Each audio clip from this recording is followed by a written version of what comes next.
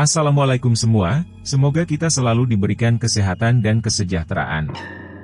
Pada kesempatan kali ini, saya akan mempersembahkan sebuah cerita yang ditulis oleh Nyata 74042957, berjudul, Petaka Sungai Serayu. Sebelum kita memulai cerita tersebut, alangkah baiknya jika kalian memberikan dukungan dengan cara like, komen, dan subscribe. Dukungan dari kalian sangat berarti bagi saya dan akan menjadi motivasi untuk terus membawakan cerita-cerita menarik lainnya. Jangan lupa juga mampir ke Twitter Nyata 74042957 untuk menikmati cerita-cerita horor yang lebih seru lainnya. Cerita kali ini terasa santai dan tidak terlalu menegangkan, akan tetapi memiliki makna yang dalam, tentang etika yang harus kita jaga, baik di lingkungan sekitar maupun lingkungan yang baru kita temui. Oke, tanpa berlama-lama lagi, mari kita mulai ceritanya. Cahaya mentari samar bersinar, seakan malu dengan hempitan langit berwarna abu kehitaman. Saat itu baru jam 6 pagi, namun hujan sepertinya akan turun seiring guntur yang terus berdentum menggetarkan dinding rumah Mbah Dirgo pagi hari itu. 5 bulan lamanya Mbah Dirgo sudah hidup sebatang kara tanpa aktivitas jelas, hari-harinya hanya dihabiskan sendiri, maklum saja. Istri tercinta sudah 2 tahun lalu berpulang, sementara anak semata wayangnya Burhan, telah membina rumah tangga, dan memilih tinggal di tempat lain. Sementara statusnya sebagai karyawan abdi negara alias PNS, sudah berakhir seiring usianya yang menginjak 55 tahun di Januari lalu. Pagi itu rencana Mbah Dirgo untuk berkunjung ke rumah Burhan sepertinya akan batal, hujan menahan niatnya untuk melihat dan bermain bersama kedua anak Burhan. Hanya bersantai sembari menikmati secangkir teh Jawa yang dia lakukan untuk mengusir kejenuhan di pagi tak bertuah itu. Tangannya cekatan mengscroll layar ponsel, kedua mata itu tajam menatap catatan digital dari berbagai sumber. Baginya membaca merupakan aktivitas rutin yang wajib dilakukan di setiap hari. Mbah Dirgo sangat khusyuk, sampai dia sudah melupakan waktu yang terus berputar, bahkan secangkir teh yang tadi dibuatnya pun dingin termakan dinginnya cuaca kala itu. Kehusyukan itu cukup bertahan lama, sebelum matanya sampai kepada satu berita, dia terlihat terhenti dari aktivitas, diletakkannya HP itu di meja, air mata tiba-tiba mengalir dari pria tua itu. Berita itu memuat informasi akan korban meninggal di Sungai Serayu, membaca tulisan itu membuat jantung Mbah Dirgo seperti terhenti, dadanya sesak bak mengulang kembali pengalaman buruk tenggelam di sungai itu. Saat ini 2020, sudah 40 tahun lebih kejadian itu terjadi, dalam benaknya ada sedikit penyesalan, bayang masa lalu seketika nyata hadir di alam sadarnya, rincian detail peristiwa lawas itu muncul tanpa ada sedikit pun yang terlupa. Iya semua salahku, kalau saja aku tidak kesana mungkin Mas Ilham masih hidup, ucapnya lirih sembari menyeka air mata. Cerita mundur beberapa tahun ke belakang. 1980, Weldoni tu Serayu Lever, teriak seorang bocah remaja bernama Dirgo Erlangga di sore hari nan cerah. Perkataan Dirgo disambut tawa dan ejekan oleh teman-teman sejabat yang turut ada di sana kala itu. Well comecuk, lever koe pikir penyakit opo. River, canda salah seorang remaja yang ada di sana sembari mengeja perkataan. Galuh, Mitro, Rizky, Irfan dan Dirgo masih tampak bersantai di tepian sungai. Sekalipun langit sudah mulai gelap menandakan senja akan segera tiba, mereka tetap asik dengan cerita-cerita mistis yang sedari tadi dijadikan candaan tak beradab yang seharusnya tidak terucap. Siapun akan bergedik bila mendengar cerita Sungai Serayu, banyak mitos akan keangkeran Serayu terus berhembus lepas waktu, namun bagi mereka, Serayu bak mainan kecil yang tidak berbahaya. Status sebagai putra asli daerah malah membuat mereka melupakan pentingnya menjaga kearifan lokal. Sudah cukup bahagiakan kalian, celoteh Dirgo sembari memperagakan sosok wanita, dia mengangkat celananya, hai. Candanya seolah melecehkan reputasi menyeramkan kuntilanak, beberapa sosok demit lain pun tak luput menjadi bahan ejekannya, mereka tertawa lepas di heningnya malam, canda mereka semakin keterlaluan tak terkontrol. Kala lakon yang diperankan Dirgo berubah menjadi rencana nakal untuk bermabuk-mabukan di malam minggu nanti. Cah setan, kui utek kudu disikat, mabok kok ning papane dedemit, anak setan, itu otak perlu disikat, segala mabuk di tempat demit, ucap Galuh protes akan rencana gila yang tercetus dari mulut Dirgo. Apa daya, Satu mulut tak akan cukup kuat memenangkan voting rapat kala itu, belum lagi lisan Dirgo bak ular berkepala dua, yang pasti membuat semua merestui agenda yang kelak hanya membawa tangis bagi mereka. Langit memang tampak cerah, ditambah perpaduan alam yang masih hijau serta alunan air serayu yang mengalir pelan pasti membuat siapapun terhanyut dan enggan beranjak. Sama seperti kala itu, Isya berlalu, namun kebosanan tak kunjung datang menghampiri. Masih saja mereka melanjutkan bincang ngidul ngalor yang tak berarti. Langkah Dirgo menepi, rasa sesak memaksa dia untuk membuang hajat pada tempat yang tidak seharusnya. Tanpa ada kata permisi, air seninya tertumpah deras mengikuti aliran sungai Serayu. Matanya tertutup menahan nikmat kebebasan melepaskan hajat. Tak lama rasa nikmat didapatkan, tubuhnya tiba-tiba kaku, menatap lurus ke satu arah yang mungkin membuat dia bergedik. Hampir 5 menit lamanya dia tertahan. Hingga perilaku itu kemudian disadari oleh 4 rekan lainnya. Dirgo. Lama asu. Ayo mulai sudah jam 8, kata Irfan kepadanya. Dirgo membalikan badan, tatapannya lurus menatap ke arah mereka, matanya melotot. Tak pateni saiki, teriak Dirgo pada mereka, suara itu terasa berat, tidak seperti suara Dirgo yang mereka kenal. Asem, kabur cuk, teriak Galuh yang langsung diiringi oleh hamburan keempat orang itu. Mereka pergi, kabur meninggalkan Dirgo sendiri di sana. Langkah mereka luluh lantah, malah Galuh dan Irfan sempat terjatuh beberapa kali. Dirgo tertawa cekikikan, aksi nakalnya berhasil membuat teman-temannya lari. Dasar penakut, gumanya sesumbar. Dia tidak mengetahui bahwasannya sosok hitam bersisik buaya dengan wajah sangat mengerikanlah, yang membuat keempat temannya kabur ketakutan. Hembusan angin menerpa lembut di kupingnya. Dirgo bergedik, tubuhnya seketika merinding, seperti mengisyaratkan ada seseorang yang hadir menemani. Sosok demit itu memang tepat berada di belakang Dirgo, wajahnya tampak marah akan apa yang mereka katakan sedari tadi. Begitulah cerita yang didengar Dirgo keesokan harinya dari mulut keempat sahabatnya.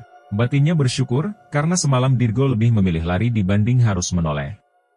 Insiden itu sempat membuat mereka vakum berkunjung ke sana, belum lagi salah satu dari mereka, Irfan, tiba-tiba jatuh sakit selang sehari dari kejadian. 2 hari lamanya Irfan terkapar di ranjang dengan suhu tubuh hampir 40 derajat. Benar, tidak ada yang dapat menjamin demamnya Irfan karena peristiwa itu, hanya saja selama 2 hari berturut dirinya selalu bermimpi berada di Sungai Serayu sendirian, dengan keadaan yang sangat gelap dan sunyi. Setiap matanya terpejam, mimpi itu selalu hadir seakan nyata terjadi.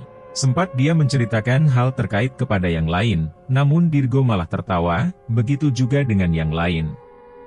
Koeiku terlalu paranoid, jadi kepikiran terus, nyatanya kami gak kenapa-kenapa, seru Dirgo padanya. Beberapa minggu berlalu kejadian itu mulai terlupakan, walau masih ada sedikit rasa trauma, tidak membuat mereka jera berkunjung guna sejenak melepas penat di bantaran sungai. Seperti biasa, Dirgo selalu hadir sebagai aktor utama, memerankan peran antagonis yang mengusik penghuni alam lain Sungai Serayu. Rayuan mautnya kembali dilontarkan, layaknya sales MLM yang tidak ingin kehilangan customer. Enak tenan tidur di sini malam-malam lur, nikmati alam sembari dengar jangkrik bernyanyi, belum lagi cuaca saiki memasuki cuaca-cuaca Eropa, makin jos karo segelas bir, rayunya kepada mereka semua. Irfan menjadi orang pertama yang menolak agenda sesat yang diwacanakan Dirgo, dia pastinya tidak mau merealisasikan mimpinya menjadi kenyataan, Galuh pun berpikir demikian. Cari tempat lain sajalah, rumah Irfan, Mirjo atau di mana kek, ora sudi ngetem dengan dikulo. Ucap Galuh mendukung permintaan Irfan, namun bukan Dirgo namanya bila tak mampu mewujudkan keinginannya. Kita uji nyali aja, sekalian mengetes sejauh mana ketaatan kita sama Allah, masak sama makhluk yang lebih rendah dibanding derajat manusia kita takut, manusia makhluk tersempurna ciptaan Allah. Terangnya kepada mereka berempat. Perkataan Dirgo tidak langsung mendapat persetujuan, hanya Mirzo yang masih mengiyakan ajakan itu, Galuh dan Irfan masih bersikeras agar agenda gila itu dibatalkan, keberadaan saat itu sama kuat dengan dua kubu yang berbeda pendapat, tinggal Rizky yang mungkin bisa menjadi penentu. Rizky tidak berkata iya namun tidak juga mentidakkan ajakan itu, aku manut wae, jadi yo ayo, hendak pun rapopo, jawabnya yang semakin menambah panas keadaan. Disinilah Dirgo selangkah lebih maju, dia memang orang yang handal dalam memastikan satu proyek berjalan dengan lancar, bermodalkan pena dan kertas yang ada di tas. Ini kita tulis, dan tanda tangani, siapa yang gak ikut atau lari di malam acara, akan menjadi aib seumur hidup sebagai penakut, pungkasnya berusaha menjebak Irfan dan Galuh pada saat itu. Keduanya, Galuh dan Irfan, terbawa suasana, seketika mereka mengiyakan perkataan Dirgo, karena enggan dicap penakut. 3 hari sebelum hari H, keadaan kian rumit, tak kalah hal itu malah menjadi bahasan teman-teman lainnya. Lagi-lagi Dirgo yang menjadi sebab akibat acara ngecam di sana menjadi hits, tak akan seru bila tidak ada wanita yang ikut pikirnya. Buah dari keinginannya membuat penambahan personil bertambah 2, Intan dan Siska memastikan ikut dalam acara persami ilegal pembawa petaka. Dengan kata lain tak mungkin bagi Galuh dan Irfan kabur bak pecundang, apalagi kabar uji nyali itu juga sudah menjadi berita seantero sekolah. Cerita berlanjut di hari yang ditentukan. Suar ronta seekor ayam yang baru saja disembelih Dirgo, ayam itu akan menjadi menu utama pikirnya. Tenda 2 buah juga disewanya dengan bermodal tabungan yang ada. Dia ingin persami sedayu kelak akan menjadi cerita hangat yang akan menjadi kenangan tak terlupakan di kala tua. Hari yang dinanti tiba, semua personil bersiap, hanya Dirgo yang hadir dengan perlengkapan penuh, bagi yang lain berkemah di tempat ini tak hayal hanya menginap di rumah orang lain. Wong rata-rata rumah hanya berjarak 4 km dari sungai ini kata mereka. Sore hari, mereka sudah mendapatkan tempat strategis, sigap satu persatu mereka mengerjakan tugas pada bagian masing-masing. Sejauh ini semua berjalan lancar sesuai dengan harapan Dirgo, hanya saja Dirgo tak menyadari bahwasannya kala senja menyapa tragedi buruk itu menanti mereka. Selepas santap malam bermenu ayam bakar, 2 botol minum yang disiapkan pun digelar, canda tawariuh di tempat sakral yang seharusnya dijaga. Api unggun berada tepat di tengah mereka, tiba saat yang dinanti Dirgo. Jerit malam kita mulai, ucapnya lirih sembari memandang tajam ke arah rekan-rekannya. Ayo merapat, mulut Dirgo terlihat menjampe-jampe hasil kata yang semalam suntuk dia pikirkan. Dia kembali berniat mempermainkan temannya dengan berpura-pura kerasukan. Selang melantunkan ayat-ayat sesat itu, Dirgo langsung berpura-pura terjatuh, dia merayap di tanah sembari meraung. Pasti akan seru, melihat Galuh dan Irfan ketakutan lagi, dia sangat berharap hal itu akan terulang kembali. Langkah pertama berhasil, tawa histeris dari kedua wanita itu, makin membuat Dirgo tersenyum lebar dalam hati, dia melihat wajah-wajah pucat penuh dengan rasa takut. Mata Dirgo memelototi mereka semua satu persatu, Dirgo hampir kelepasan tertawa dan membongkar aksinya malam itu. Sebelum penglihatannya terpaku kerah Irfan, Irfan tidak menampakkan raut wajah takut, malah Irfan menatap wajah Dirgo dengan penuh rasa marah, dan seperti ingin menantang. Dirgo semakin brutal melakukan aksi konyol, matanya terus melotot ke arah Irfan, fokus utama membuat Irfan takut, bila itu terjadi akan kuakhiri permainan ini pikirnya. Tak pateni koevan, tak bunuh kauvan, bentak Dirgo beraksi. Impenmu dadi nyoto, kowe saklawa seurip ning pepetengan, mimpimu akan menjadi nyata, engkau akan selalu hidup dalam kegelapan, seru Dirgo kembali. Lakonono sakarepmu, aku wedi kowe sing mati bengi iki, lakukan sebisamu, aku kuatir kau yang mati saat ini, balas Irfan. Mendengar itu sempat membuat Dirgo merinding, namun dia masih berpikir positif Irfan mungkin membantu aksinya kala itu. Dirgo dan Irfan saling bertarung tatap, tiada satu orang pun yang memalingkan pandangan, sementara yang lainnya hanya bisa terdiam. Galuh, Mirzo dan Rizky tidak tahu harus berbuat apa. Dan cuk kalian sudah jangan bercanda lagi, pintah Galuh yang sangat terganggu dengan kejadian itu. Ini kesempatan terakhir. Aku akan berlari ke arah Irfan berpura mau menyerang, bila dia tidak takut, aku kalah dan akan kuakhiri semua ini, ucap Dirgo dalam hati menyusun strategi itu sematangnya. Baru juga Dirgo mengambil ancang-ancang, langkahnya langsung terhenti. Satu hembusan angin yang teramat kencang, memporandakan nyala api dari api unggun yang mereka buat, bara berhamburan, berserak di mana-mana. Astagfirullah, ucap Dirgo spontan. Semua bergedik. Tangis dari Intan dan Siska pecah di tengah keadaan gelap gulita, hanya ampasan dari bara yang bercahaya menjadi satu-satunya penerangan malam itu. Dirgo terdiam, dinginnya malam malah membuat dia berkeringat, Irfan tiba-tiba ada di belakangnya. Jadi mau bunuh aku ora Dirgo, bisiknya tepat di telinga Dirgo. Entah bagaimana Irfan bisa berada di belakang Dirgo secepat itu, keberanian Dirgo seketika luntur. Ya wes, kalau jenengan orang nyali, tak tawari mulai barang karo kulo, ucapnya kembali. Tangan Irfan mengenggam tubuh Dirgo kuat, diangkatnya Dirgo ke bahunya, sebelum dia berlari sembari mengendong Dirgo melompat terjun ke dalam sungai Serayu. Intan yang samar melihat kejadian itu jatuh pingsan, dia tidak kuasa menyaksikan kejadian horor yang benar terjadi di depan kedua matanya. Rizky, Mirzo. Kalian lari cari bantuan, Intan dan Santi biar aku yang jaga, teriak Galuh kepada dua rekan lainnya.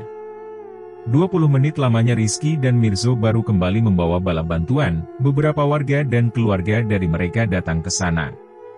Terlihat raut wajah panik dari orang tua mereka, terutama keluarga Irfan dan Dirgo malam itu. Mereka diserbu beribu pertanyaan, keadaan shock membuat mereka tak dapat menjelaskan apa yang terjadi. Belum lagi satu-satunya orang yang melihat kejadian Ilham dan Dirgo terjun ke sungai, sedari tadi masih tidak sadarkan diri dengan mulut yang terus mengingau. Irfan. Dirgo. Aku mau pulang, aku takut, kata itu berulang Intan ucapkan dalam pingsannya. Agak lama mereka terdiam, barulah Galuh menjadi orang yang menceritakan awal petaka itu terjadi. Kondisi mereka yang belum stabil membuat warga masih bingung harus berbuat apa. Belum lagi keadaan yang larut malam, penerangan yang masih mengandalkan obor bambu semakin membuat pencarian Irfan dan Dirgo mustahil dilakukan. Tubuh Dirgo penuh dengan literan air yang masuk ke dalam mulutnya, semua berlangsung cepat. Dirgo seperti tak dapat melawan kala mereka berdua terjatuh masuk ke dalam sungai Serayu. Dia hanya mengingat Irfan terus membawanya menyelam hampir ke dasar sungai itu, yang membuat dirinya hilang kesadaran. Sementara di tepian bantaran sungai Serayu beberapa warga masih setia mencari keberadaan Irfan dan Dirgo. Sesekali teriakan mereka terdengar lantang memanggil nama kedua orang itu, sembari berharap keduanya dapat ditemukan dengan selamat. Irfan. Dirgo. Teriakan itu sahut menyahut terdengar di antara suara deburan air Serayu yang mengalir deras. Dirgo, Dirgo. Suara Irfan terdengar memanggil nama Dirgo. Dirgo tampak lelah, dia terbangun dari pingsannya. Matanya masih berkunang menatap sosok Irfan yang ada di depannya, dia sedikit takut dan mencoba menjauh dari Irfan. Kamu bukan Irfan, teriak Dirgo kepada sosok itu. Hus. Ngaur kamu, sadar Dirgo. Ini aku Irfan sahabatmu, ayo bangun, cari jalan pulang, bosan aku nungguin kamu sadar sedari tadi, ketus Irfan menjawab pertanyaan Dirgo. Ucapan Irfan tak lantas membuat Dirgo percaya, ada perasaan trauma akan kejadian yang baru saja dialaminya. Untuk meyakinkan dirinya, Dirgo melantunkan ayat-ayat suci Al-Quran sebanyak yang dia hafal. Sebelum seruan Irfan kembali berbicara, dia mengikuti setiap lantunan ayat yang diucapkan Dirgo. Seketika hal itu membuat Dirgo merasa tenang. Sudah belum bacanya? Masih mikir aku demit, setan atau apa? Ucap Irfan kembali. Kita di mana ini? Tanya Dirgo. Gak tahu, jawab Irfan sembari menoleh ke segala penjuru. Jarak pandang mereka sangat terbatas, keadaan gelap terhadang himpitan pepohonan yang berjejer rimbun dan menjulang tinggi. Baik Dirgo maupun Irfan terdiam, diperhatikannya tempat itu dengan seksama, mereka sangat asing, belum lagi suara aliran sungai yang jelas terdengar, namun jauh mereka memandang tidak ada aliran sungai Serayu di depan mereka. Kata-kata Irfan semakin membuat mereka bergedik. Irfan lebih duluan tersadar dan menemukan diri sudah berada di sini, tepat di sampingnya Dirgo. Saat itu Dirgo masih belum sadarkan diri. Malah Irfan balik bertanya, dalam ingatan terakhir yang diingatnya, mereka menikmati makan malam di tengah api unggun itu, dia sama sekali tidak mengingat bagaimana dia menarik Dirgo terjun ke dasar sungai Serayu. Aku bingung Dirgo, tadi kan kita asik makan ayam bakarmu, lah tahu-tahu kita ada di sini, malah baju lepek basah semua, katanya polos. Dirgo enggan menceritakan apa yang sesungguhnya terjadi, namun pakaian mereka yang benar basah kuyup, meyakinkan Dirgo, bahwasannya semua nyata terjadi, bukan lagi skenario yang dirancangnya, melainkan petaka yang datang di waktu yang naas. Bagaimana ini Dirgo, ke kanan apa kiri? Ucap Irfan kembali. Aku manut Van, kali ini kamu aja yang nentuin, ungkas Dirgo dengan rasa bersalah. Berdebat bukan solusi, terlebih Dirgo memahami sebagai dalang penyebab kejadian ini.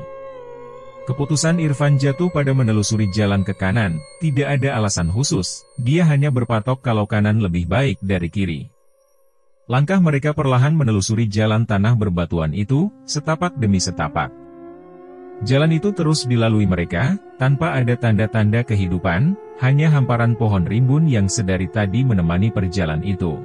Mereka tidak dapat memastikan sudah sejauh apa mereka berjalan, karena sedari awal mulai pergerakan, hingga nafas terasa sesak melangkah jauh, tempat berpijak saat ini, sama dengan tempat awal mereka terbangun. Mencoba merubah haluan, Irfan dan Dirgo pun nekat menelusuri jalan melepati pohon-pohon rimbun itu, mereka tidak lagi melalui jalan setapak yang sedari tadi dilalui. Alhasil nihil, semua sama saja, langkah mereka tetap berujung di jalan setapak itu, seolah mereka hanya berjalan di tempat. Irfan malah sempat terlihat berteriak, geram dengan apa yang terjadi. Di sini lagi, asu. Ini ada apa? Keras suaranya bergema. Dirgo mencoba menenangkan, tidak mau dirinya tersulut emosi. Di dalam hatinya pun Dirgo merasa takut mengatakan kejujuran kenapa mereka ada di sini.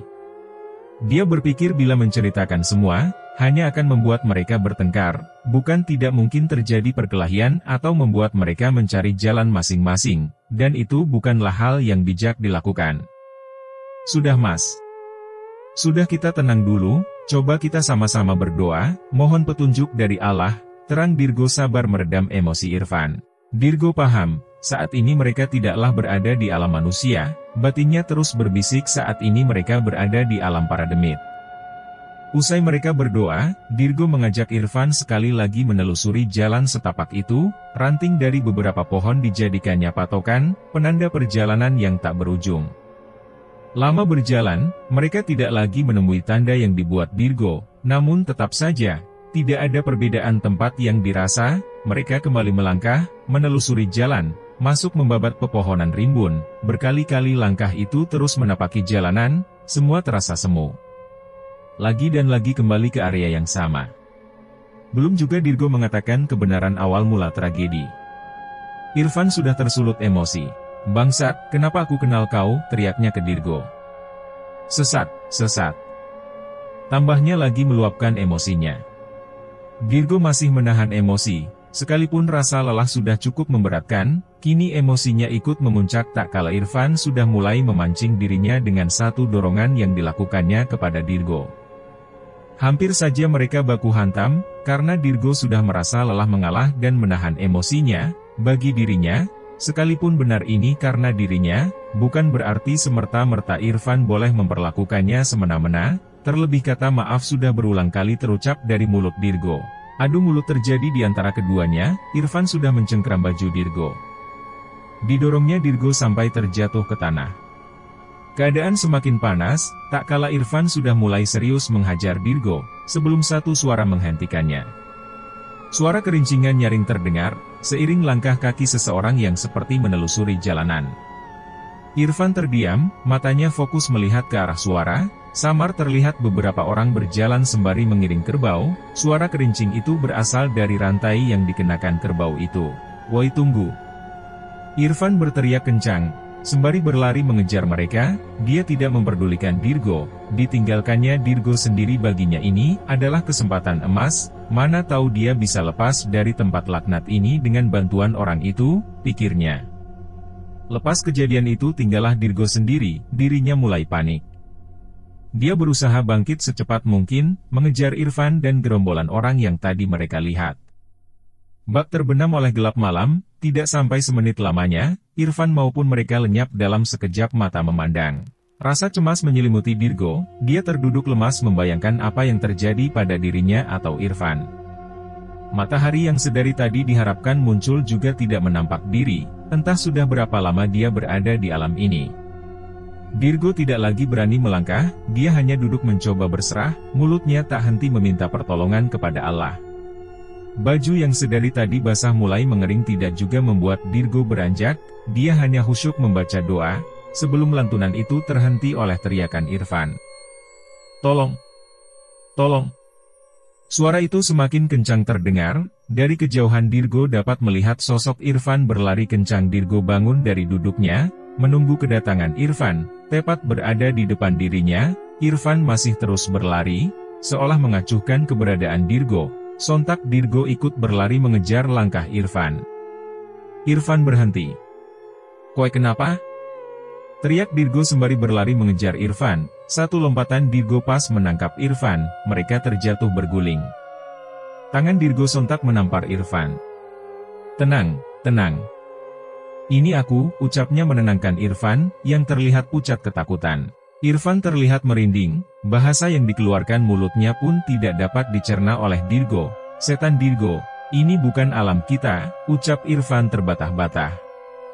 Dirgo merinding, sekalipun sedari tadi hal itu sudah dirasakannya. Dibangunkannya Irfan sembari merangkul badannya.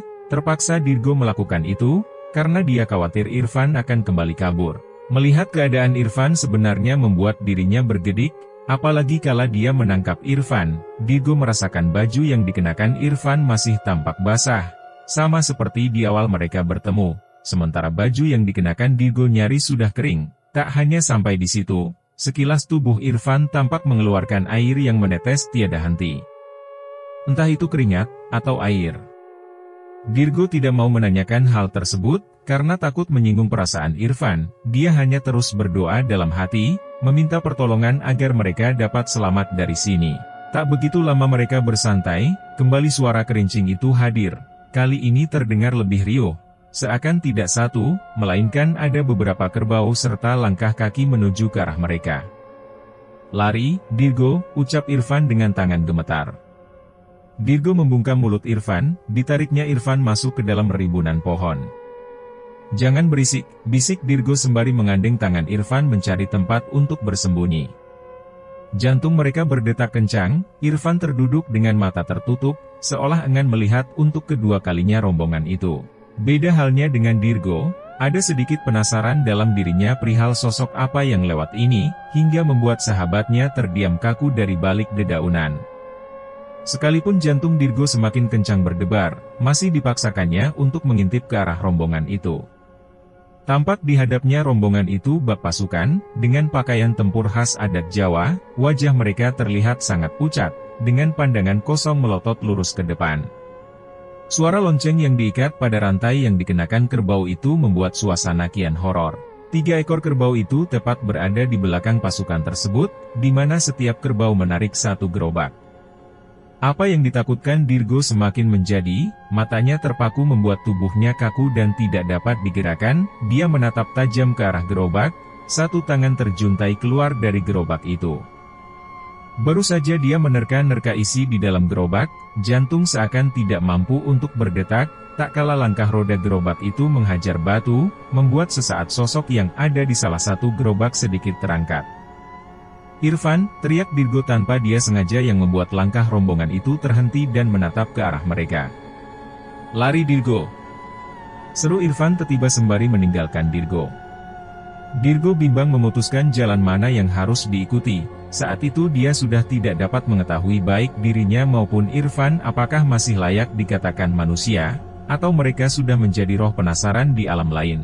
Ada rasa takut bila ikut mengejar Irfan, dan sebaliknya melewati tempat ini sendiri pun bukan pilihan yang bijak. Dengan sangat berat hati Dirgo turut menelusuri arah Irfan berlari.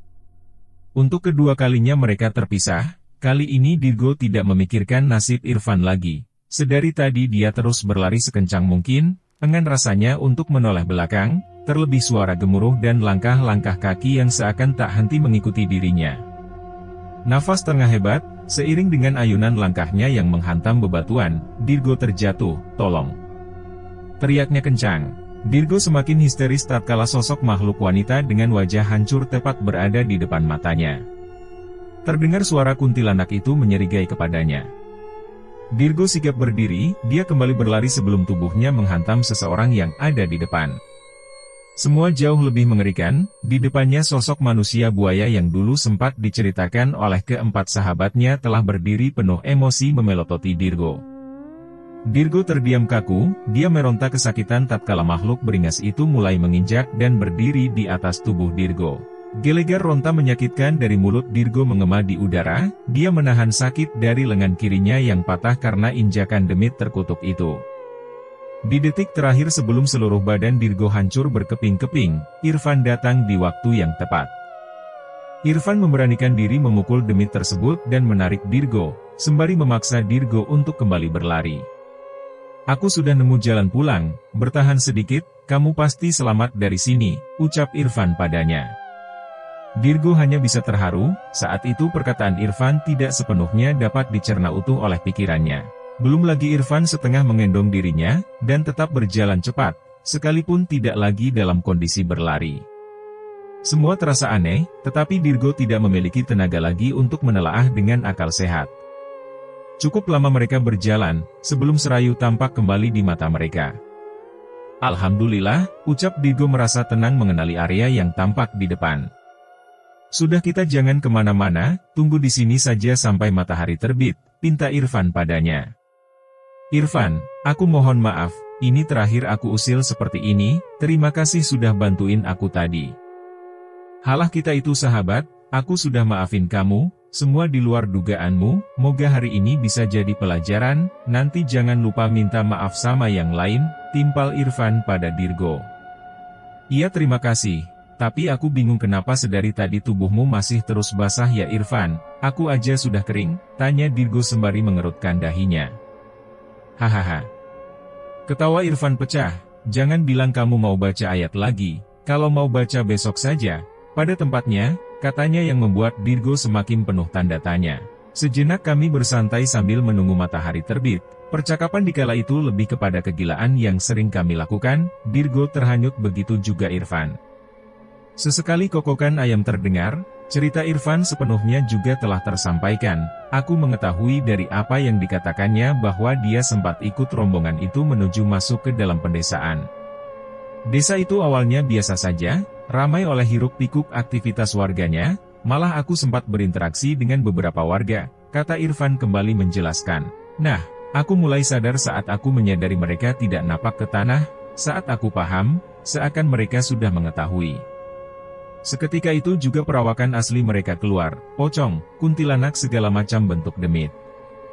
Asli sangat seram Dirgo, terangnya menceritakan kisah tersebut. Saat itu yang aku tahu hanya berlari mencoba menjauhi dusun, belum lagi isi dari gerobak-gerobak yang dibawa kerbau itu. Semuanya mayat. Mayat? Kata Dirgo spontan memotong pembicaraan sembari menatap Irfan. Irfan terdiam, pandangannya lurus menatap ke depan. Sebelum satu tawa mengerikan keluar dari mulutnya. Iya Dirgo, semua isinya mayat, mayat sepertiku, kata Irfan sembari menolehkan wajahnya yang hancur ke arah Dirgo. Dirgo kaget, dia kehilangan pijakan dan terjatuh kembali ke Sungai Serayu. Woi, kesini buruan. Dirgo sudah ketemu, buruan tolong, teriak salah seorang warga yang berhasil menemukan tubuh Dirgo. Setengah 5 pagi tubuh Dirgo diketemukan tersangkut pada tepian batu Sungai Serayu, tangannya patah, dengan beberapa bagian tubuh terlihat memar lebam. Untungnya nafas masih bertiup, segera Dirgo digotong menuju ke rumah sakit terdekat guna mendapatkan perawatan. Lama Dirgo menginap di rumah sakit tersebut, selain memang banyak luka dan patah tangan yang dialami, kondisi mental Dirgo sempat terganggu. Dia sering histeris, menangis bahkan mengingau layaknya orang yang tenggelam. Tak hanya sampai di situ, dikala sadar pun Dirgo tak jarang berbicara sendiri, dengan kata, maaf, yang selalu terlontar dari mulutnya. Maaf. Ia semua salahku, dirinya selalu berkata seperti itu sembari menatap fokus ke satu titik, seakan di sana ada seseorang yang sedang berkunjung. Sementara Irfan alias Ilham Rifani hingga saat ini tidak pernah diketemukan, dia hanyut ke dalam dasar Sungai Serayu. Jauh dari semua itu hanya sosok Dirgo lah yang menjadi kunci akan apa yang terjadi. Beberapa kali juga Irfan hadir menceritakan kejadian pada saat itu. Maaf, almarhum sebelum peristiwa sempat melakukan hal tidak senonoh, di mana Irfan melakukannya di sekitaran bantaran sungai. Hal itu belum tentu benar terjadi, namun rentetan peristiwa itu hadir seperti menceritakan kembali kepada Dirgo lewat alam bawah sadarnya. Beberapa kali juga Dirgo bermimpi mengenai apa yang dikatakan Irfan, di mana dia berada di jalan setapak itu dan tidak dapat beranjak dari sana. Selang kesembuhan Dirgo semua berubah. Galuh, Rizky dan Mirzo enggan untuk mengenal dirinya lagi. Dirgo pun sadar diri, dia tidak ingin kembali memaksakan egonya. Pernah sekali Dirgo mencoba menemui mereka, mencoba merealisasikan janji pada Irfan. Bahwasannya kelak dia akan meminta maaf pada teman-teman lainnya, dan menyampaikan permohonan maaf Irfan juga. Hanya saja perlakuan kasar yang diterima Dirgo kala itu, ketiganya malah melayangkan pukulan sembari terus memaki dirinya. Mereka semua menyalahkan Dirgo atas kepergian Irfan. Malah terucap dari perkataan Galuh, "Kenapa gak kamu aja yang mati Dirgo?" Ketus ucapnya ke arah Dirgo.